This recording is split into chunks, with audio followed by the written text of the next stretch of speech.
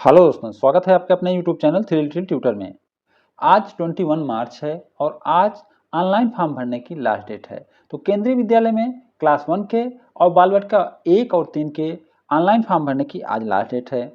Last date से बहुत सारे इंपॉर्टेंट फैक्ट मैं कलेक्ट करके लाया हूँ, जिसे लास्ट डेट के पहले आपको जानना जरूरी है। तो इस वीडियो में मैं उन्हीं इंपॉर्टेंट फैक्ट पर बात करने वाला हूँ, ताकि आपको लास्ट डेट से पहले इंपॉर्टेंट फैक्ट पता चल जाए और अगर उनमें से कोई आपके काम के लिए हो तो आप उसे यूज कर पाएं। तो चलिए वीडियो स्टार्ट करते हैं और देखते हैं केंद्रीय विद्यालय एडमिशन के बारे में इंपॉर्टेंट फैक्ट।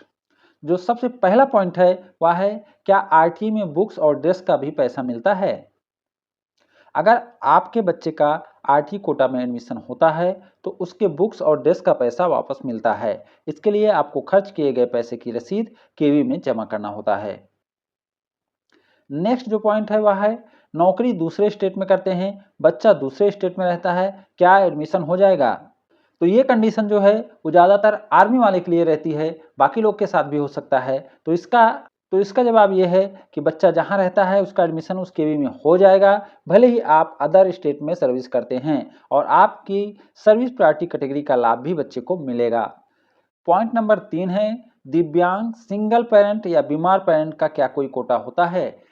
तो इस टाइप के बहुत सारे कमेंट आते रहते हैं कि मैं सिंगल पेरेंट हूँ, क्या मुझे कुछ अतिरिक्त लाभ मिलेगा, या मैं दिव्यांग पेरेंट हूँ तो क्या मुझे कुछ अतिरिक्त लाभ मिलेगा?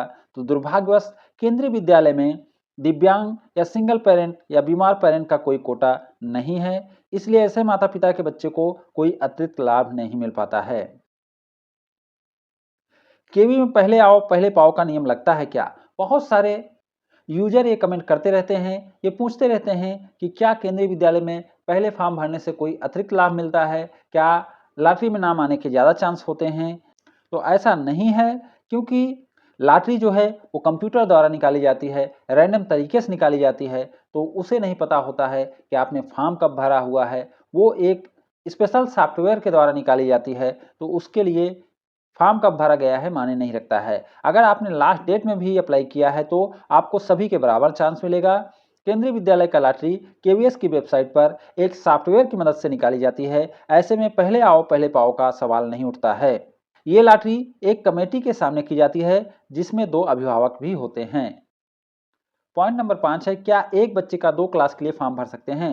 तो ऐसा टेक्निकली संभव है, लेकिन ज़्यादातर लोग भरते नहीं हैं। यदि आपके बच्चे की उम्र 6 से 8 साल के बीच है तो आप अपने बच्चे का क्लास 1 के लिए ऑनलाइन फॉर्म और क्लास 2 के लिए ऑफलाइन फॉर्म भर सकते हैं, लेकिन आपको क्लास 1 का फॉर्म जरूर भरना चाहिए। देखिए, ज़्यादातर ऐसे माता पिता जिनके बच्चे की उम्र 7 से 8 साल है, वो कोशिश करते हैं कि अपने बच्चे को अपर क्लास में डालें, यानी क्लास 2 का फॉर्म भरते हैं, लेकिन क्लास 1 का ऑनलाइन फॉर्म नहीं भरते हैं। तो ऐसा नहीं करना चाहिए, क्योंकि क्लास 1 में ही एडमिशन के ज़्यादा चांस होते हैं। क्लास 2 की वैकेंसी तो बहुत सारे केंद्रीय विद्यालय में आती भी नहीं है, इसलिए आप क्लास 1 का जरूर डालें, और यदि क्लास 2 की वैकेंसी आती है तो वहाँ भी फॉर्म डाल सकते हैं। पॉइंट नंबर 6, लॉटरी में नाम आने के बाद एडमिशन के समय कौन कौन सा डॉक्यूमेंट लगेगा? ये भी कमेंट बार बार पूछा जा रहा है कि हमको डॉक्यूमेंट क्या देना होगा। तो उसका एक सबसे सरल उपाय है कि प्रिंट आउट की लिस्ट में जितने भी डॉक्यूमेंट मेंशन हैं सारे आपको जमा करना होगा। तो जो ऑनलाइन फॉर्म आपने भरा है उसका जो प्रिंट आउट लिए हैं, तो सेकंड पेज पर डॉक्यूमेंट की एक लिस्ट होती है, वह केंद्रीय विद्यालय वाइज लिस्ट होती है, यानी जितने केंद्रीय विद्यालय आपने चुने हैं, अगर उनमें अलग अलग क्राइटेरिया और कोटा चुना है तो अलग अलग लिस्ट रहेगी, नहीं तो सबकी एक ही लिस्ट रहेगी। तो उस लिस्ट में जितने डॉक्यूमेंट है उतना तो आपको देना ही देना है, प्लस में कुछ डॉक्यूमेंट मांगे जाते हैं, जैसे ब्लड ग्रुप का सर्टिफिकेट और आधार कार्ड का फोटोकॉपी। तो इतने डॉक्यूमेंट आपको देने होंगे। क्या आरटी का फॉर्म अलग से भरा जाएगा? ये भी कमेंट बार बार आता है। नहीं, जब आप ऑनलाइन फॉर्म फिल करेंगे तो उसमें आपको कास्ट कैटेगरी और लो इनकम ग्रुप चुनने का ऑप्शन आएगा।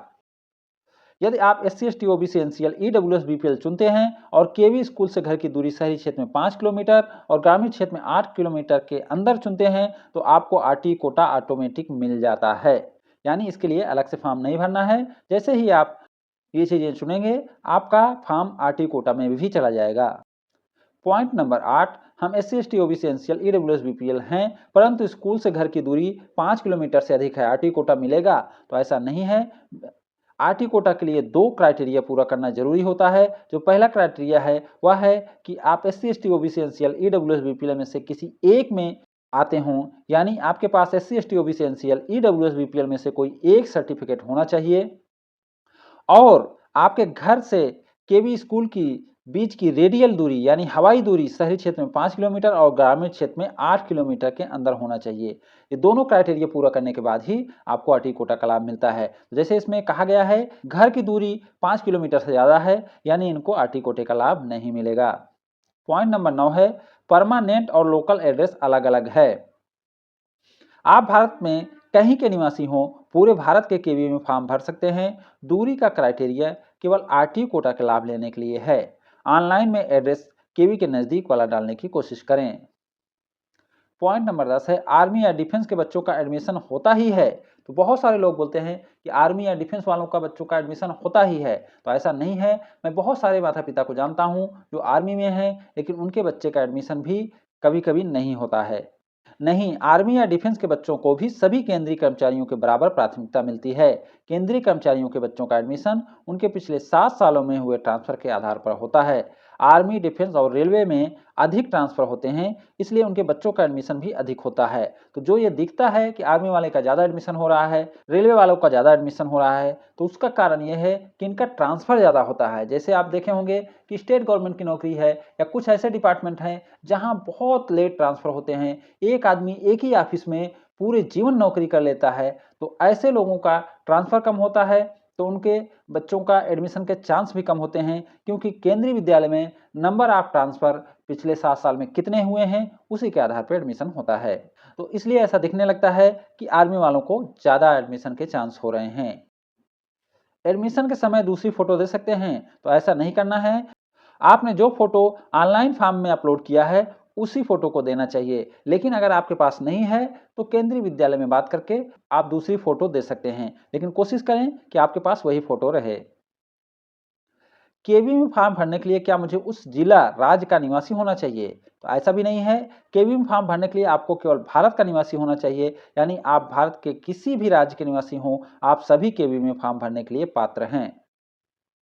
क्या केवी में अवार्ड कोटा है? हाँ, केवी में army award, presidential police award, राष्ट्रीय वीरता पुरस्कार अवार्ड, राष्ट्रपति पुरस्कार अवार्ड, स्काउट गाइड अवार्ड का कोटा होता है। इन कोटा के अंतर्गत आने वाले बच्चों का डायरेक्ट एडमिशन होता है। क्या माता पिता का अलग अलग एड्रेस भर सकते हैं? तो बिल्कुल भर सकते हैं। यदि माता पिता के पास अलग अलग एड्रेस प्रूफ है और वो अलग अलग रहते हैं, तो वह एड्रेस भी अलग भर सकते हैं। अलग अलग एड्रेस के आधार पर अलग अलग केवी भी चुन सकते हैं। रेंट एग्रीमेंट अलॉटमेंट ऑर्डर मान्य है।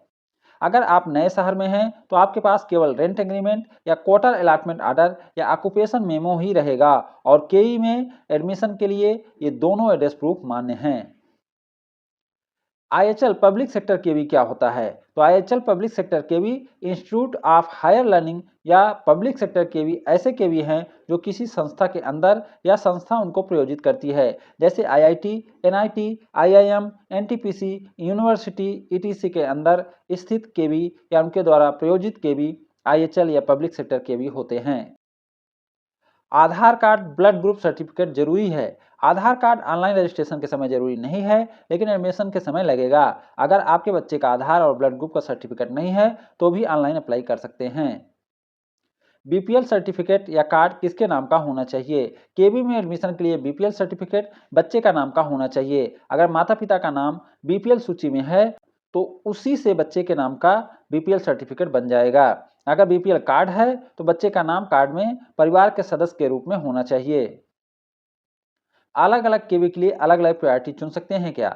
हाँ, आप अलग अलग केवी में अलग अलग प्रायोरिटी चुन सकते हैं। जैसे यदि किसी के माता और पिता दोनों जॉब में हैं, तो यदि वह चाहे तो एक केवी में पिता की और दूसरे में माता की सर्विस प्रायोरिटी कैटेगरी चुन सकता है।